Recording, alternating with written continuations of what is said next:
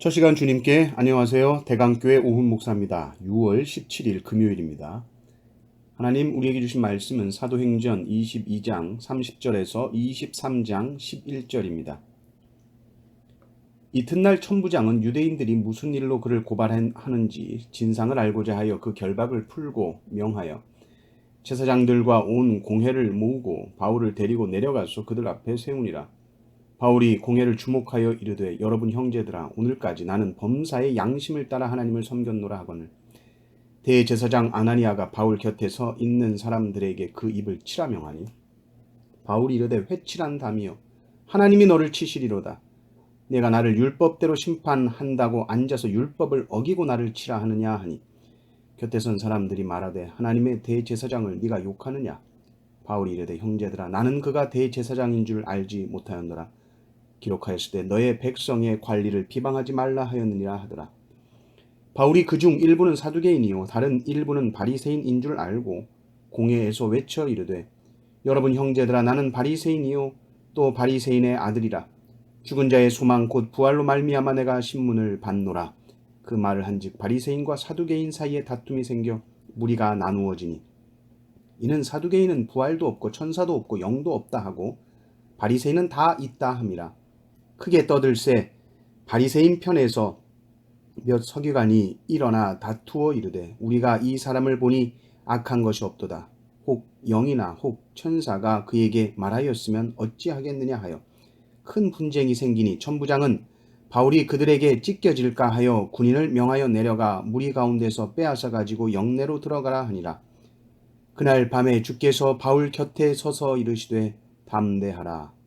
내가 예루살렘에서 나의 일을 증언한 것 같이 로마에서도 증언하여야 하리라 하시리라. 아멘. 바울은 지금 공회 앞에 섰습니다. 바울이 무슨 말만 하면 죽일 듯이 덤벼드니 말 한마디 하기가 얼마나 힘들었을까요? 사도 바울이니까 줄줄줄 말했다고 생각하면 안 됩니다. 오늘 말씀에 바울이 공회에서 여러분 형제들아 오늘까지 나는 범사의 양심을 따라 하나님을 섬겼노라 이 한마디 했더니 대제사장 아나니아가 저 입을 쳐라 말합니다. 무서워서 무슨 말 하겠습니까? 근데 사도 바울이 그대로 받아칩니다. 회칠한다며 하나님이 너를 치시리로다. 그랬더니 곁에 선 사람이 저분 대제사장님이세요 그럽니다. 그러니까 갑자기 바울이 깍듯하게 되죠. 죄송합니다.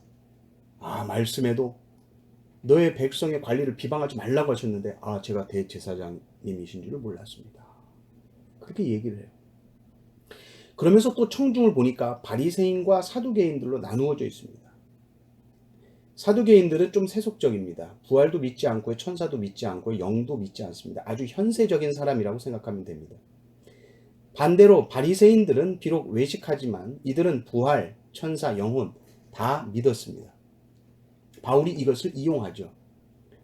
바리새인들 편에 딱 붙습니다. 저는 바리새인의 아들입니다. 저는 부활을 믿습니다. 죽은 자의 소망 곧 부활.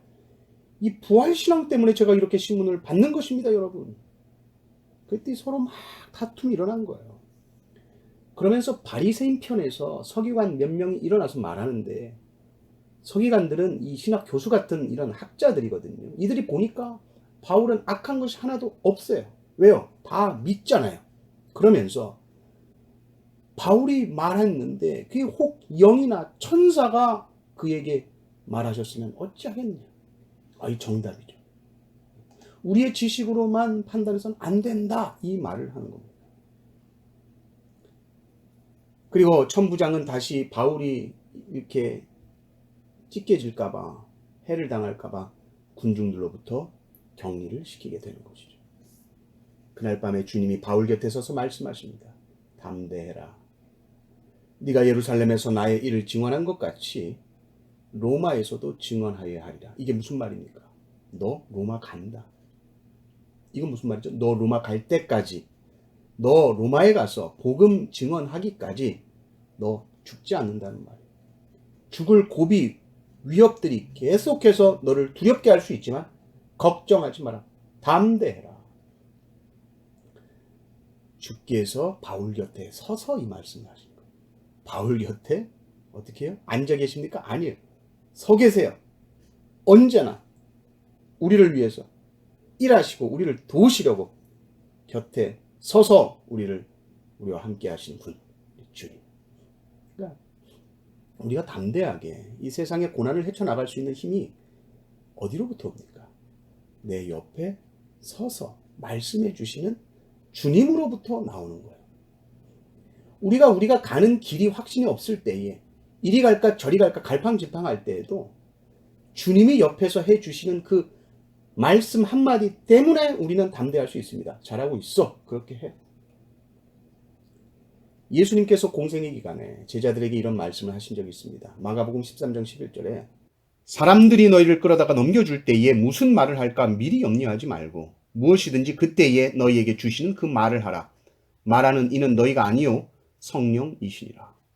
하나님께서 그때 항상 옆에 서 계셔서 우리에게 말씀해 주신다는 것이죠.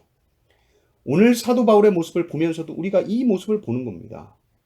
성령님께서 순간순간 지혜를 주셔서 말하게 하심을 우리가 보게 되는 것이죠. 내가 내 말을 하려고 하면 힘듭니다. 내 옆에서 항상 말씀하시는 성령님의 음성을 우리가 들을 수 있다면 우리의 삶은 얼마나 쉽고 평안하겠습니까? 우리의 인생의 짐이 얼마나 가벼워질까요? 때로 하나님 말씀하셔도 우리가 순종하지 않으려는 우리 고집 때문에 인생의 무거운 짐을 지고 사시지는 않습니까? 늘 내 곁에 서서 말씀하시는 그 하나님으로 인해서 늘 평안하고 또 담대하게 살아가시는 성도님들 되시기를 주님의 이름으로 축원합니다. 아멘.